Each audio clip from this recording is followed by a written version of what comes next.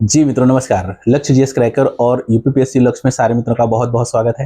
जैसा कि आपको पता है कि लगातार आपको बूस्टर मिल रहा है और आपके आने वाले एग्जाम में सबसे ज़्यादा इंपॉर्टेंट होता है, बहुत कम समय के लिए होता है और बहुत बड़ी जानकारी देके जाता है। आज हम इसी क्रम में आपको आपके जीके जीएस के लिए एक बहुत शानदार बूस्टर लेके आए हैं और देखिएगा टाइटल क्या है, आ गया कतर का दाना।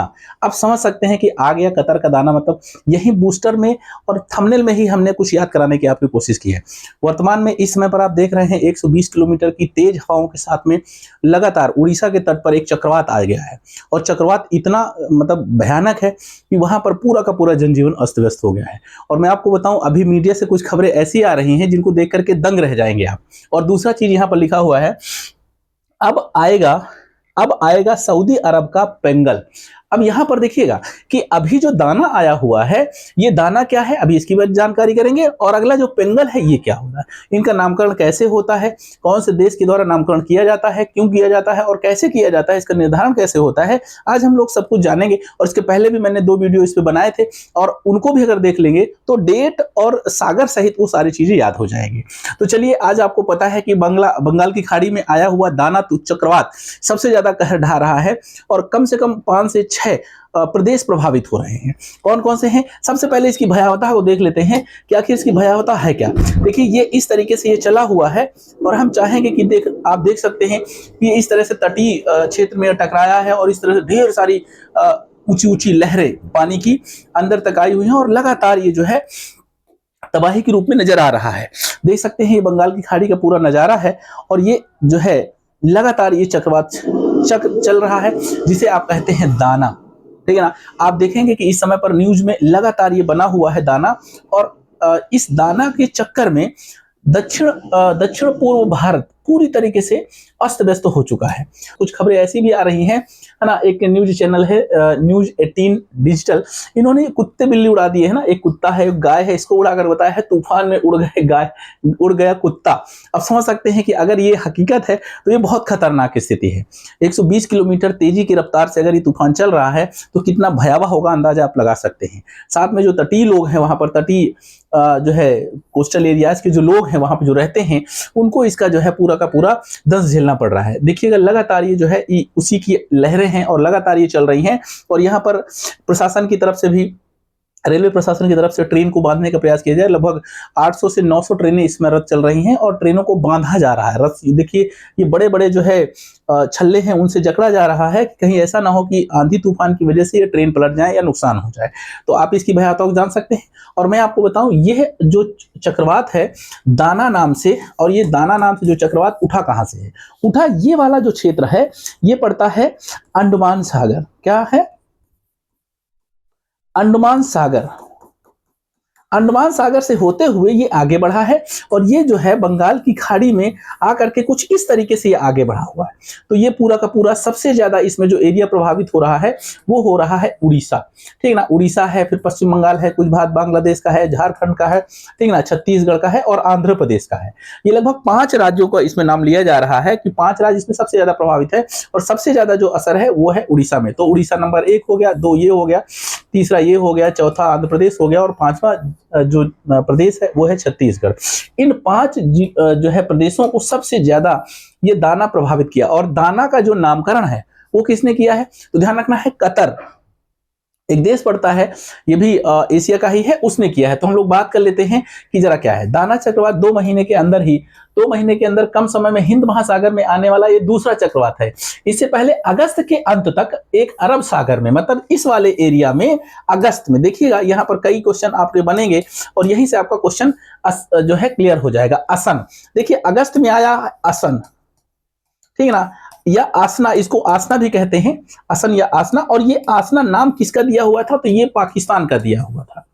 किसने दिया था इसका नाम, तो पाकिस्तान ने दिया था, है ना। असन के पहले एक बंगाल की खाड़ी में एक और आया था चक्रवात जिसे आप कहते हैं रेमल, ठीक है ना। और जो रेमल था ये नामकरण किसका दिया हुआ था, तो ये इधर एक देश पड़ता है जिसे आप कहते हैं ओमान। ओमान का दिया हुआ था। तो ये नामकरण पूछा जाएगा आपसे, और कब आया था ये पूछा जाएगा। दाना नाम का अर्थ क्या है? अरबी में इसको उदारता कहते हैं। क्या बोलते हैं? उदारता। और कतर ने इस क्षेत्र में उष्णकटिबंधीय चक्रवातों के नामकरण की मानक परंपरा के अनुसार इसे चुना है। मतलब कि ये जो दाना नाम है ये किसने दिया है? तो ये कतर का दिया हुआ है, ठीक है ना, ये कतर देश का दिया हुआ नाम है। उनके नाम चुनने में की परंपराओं का पालन किया है। अब देखते हैं इनका नामकरण होता कैसे, किस तरीके से नामकरण होता है और किस तरह से नाम चुने जाते हैं। पहले तो मैं आपको बता दूं कि ये परंपरा 2000 से लागू हुई है, और ये लगातार विश्व मौसम विज्ञान संगठन और संयुक्त राष्ट्र आर्थिक एवं सामाजिक आयोग एशिया और प्रशांत क्षेत्र में, क्योंकि ये हिंद महासागर की बात हो रही, इक्वेटर वाला जो रीजन होता है वहीं पर अधिकतर चक्रवात आते हैं। तो यहाँ पर जो हिंद महासागर के में आने वाले चक्रवात होते हैं उनमें बांग्लादेश है ना, अब यहाँ पर देश गिनिएगा, दूसरा भारत, तीसरा मालदीव, चौथा म्यांमार और पांचवा ओमान, छठा पाकिस्तान, सातवां श्रीलंका और आठवां थाईलैंड। मतलब कि 8 देशों को ये अधिकार मिला था कि ये जो तटीय जो है देश हैं ये इनके नामकरण कर देंगे और एक लिस्ट बना लेंगे, और लिस्ट के अकॉर्डिंग में क्रमशः हम एक एक देश से वो नाम उठाते जाएंगे, और ये सबकी जिम्मेदारी है। ये नाम ये सुझाएंगे, नाम की लिस्ट में ये शामिल करेंगे, और उन नामों से ही एक नाम हम उठा करके जब भी कोई चक्रवात आएगा उसको हम उसका नाम दे देंगे। उससे ये भी आसानी होती है, प्रशासनिक जो बचाव राहत कार्य किया जाता है, ढेर सारा पैसा खर्च होता है, ढेर सारा नुकसान होता है, तो वो आसानी रहती है कि उसका हम पहचान कर सकते हैं क्या इस महीने में ये चक्रवात आया था। और साथ में हम यहाँ पर अगर देखें तो ये बता सकते हैं कि देखिए यहाँ पर अगर मैं बात करता हूँ तो एक बांग्लादेश नामकरण करता है, दूसरा म्यांमार नामकरण करता है, तीसरा जो है भारत नामकरण करता है, चौथा श्रीलंका नामकरण करता है, पांचवा मालदीव नामकरण करता है, छठा पाकिस्तान करता है, सातवां ओमान करता है, और एक देश और साथ में बचा हुआ है थाईलैंड। तो यहां पर आप ये 8वां देश थाईलैंड की बात करेंगे। इतने देशों के द्वारा ये नामकरण होता है। मैं आज आपको लिस्ट भी दिखाऊंगा, और दाना के बाद कौन से क्रमशः तूफान आएंगे, चक्रवात आएंगे, उनका नाम भी आप पहले से याद कर सकते हैं, है ना। जब आएगा तो आएगा, हम पहले से आपको बता देंगे कि अच्छा ये वाला नाम आने वाला है। तो यहाँ पर ये 8 नाम आपको पहले से दिख रहे हैं कि 8 देशों द्वारा नामकरण किया जाता है। इनकी एक प्रॉपर लिस्ट है, ठीक है ना। और इसके बाद अगर हम बात करते हैं तो 2018 में कुछ नाम और जोड़े गए हैं। जैसे आप कहेंगे सर इसमें कतर का तो नाम ही नहीं है, और अभी जो दाना चक्रवात आया हुआ है, दाना, इसका नामकरण किसने किया है? तो दाना कतर, ठीक ना, हमने इसीलिए कतर का दाना आया है उड़ीसा के तट पे। और ध्यान रखना है अधिकतर ये चक्रवात जो आ रहे हैं, यह भी परंपरा है, रेमल को चाहे ले लीजिए चाहे इधर ले लीजिए, अधिकतर इनकी जो डेट पड़ रही है ना वो 21 और 22 से लगभग 25 तारीख तक पड़ रही है। किसी महीने की 21 से 25 के बीच में पड़ रहा है। ये 3 लगातार चक्रवात जो आए हुए हैं इनका तो यही स्थिति है, बाकी का आगे आप देखेंगे ही क्या है। 2018 में विस्तार करते इसमें 5 देश और जोड़े गए हैं। अब देखिएगा 8 तो पहले से नामकरण में चल रहे हैं, 5 देश और जोड़े गए हैं, जिसमें एक ईरान को जोड़ दिया गया है, कतर को जोड़ दिया गया है, सऊदी अरब को जोड़ दिया गया है, और संयुक्त अरब अमीरात के साथ यमन को जोड़ दिया गया है। मतलब क्या है कि अब एक देश ये जुड़ गया, ठीक है ना, ये ईरान है। उसके बाद में फिर कतर जुड़ गया, ये वाला कतर दूसरा देश जुड़ गया। फिर उसके बाद में ये सऊदी अरब जुड़ गया, ये वाला सऊदी अरब तीसरा देश जुड़ गया। चौथा देश जो है संयुक्त अरब अमीरात है, ये वाला जो कॉर्नर पे ये वाला देश है ना, ये यहां से लेकर के यहां तक ये वाला जो देश पड़ता है ये चौथा देश है, जिसे आप कहते हैं संयुक्त अरब अमीरात, और इसे कहते हैं यमन, ठीक है ना। ये 5वां देश हो गया यमन। मतलब अरेबियन देश में अगर खाड़ी देश कहते हैं तो खाड़ी देश में ईरान भी शामिल हो गया, कतर शामिल हो गया, ठीक है ना, सऊदी अरब अमीरात शामिल हो गया, सऊदी अरब शामिल हो गया, और जो है संयुक्त अरब अमीरात शामिल हो गया, ठीक है ना। तो ओमान, यमन, सऊदी अरब, कतर और संयुक्त अरब अमीरात और ईरान, ये देश इधर हो गए। साथ में पाकिस्तान, भारत, ये इनकी एक लिस्ट है। और इस लिस्ट के आधार पर आप ये कह सकते हैं कि जो आगे आने वाला मतलब कि चक्रवात है वो कौन सा होगा।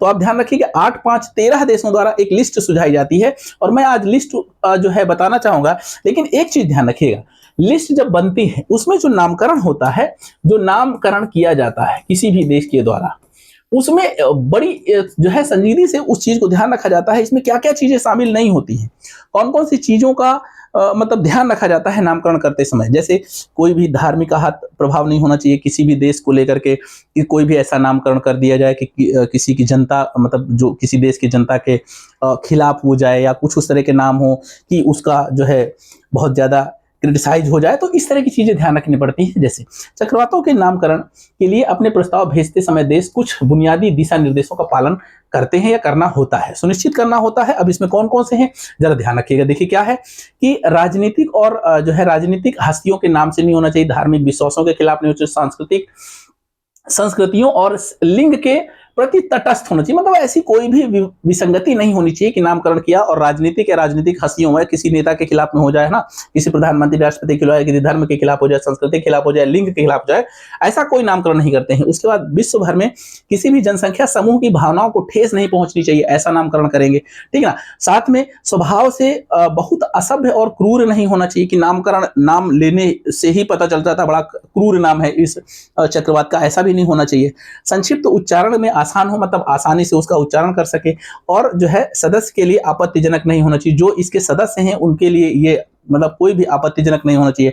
अधिकतम 8 अक्षरों का होना चाहिए। आप समझ सकते हैं ये जो नामकरण हो रहा है अधिकतर 8 अक्षरों का, उसका उच्चारण और आवाज उपलब्ध कराई गई है और दोहराया नहीं जाता है, मतलब कि जो एक बार नामकरण हो जाता है उसको बार बार दोहराया नहीं जाता। मैं आपको लिस्ट दिखाना चाहूंगा कि देखिए, मैं आपको यहां पर क्लियर कर दूं कि ये स्तंभ 1 में यहां पर देश है, सबसे पहले देश बांग्लादेश को शामिल किया गया है, ये भी पूछा जाएगा आपसे।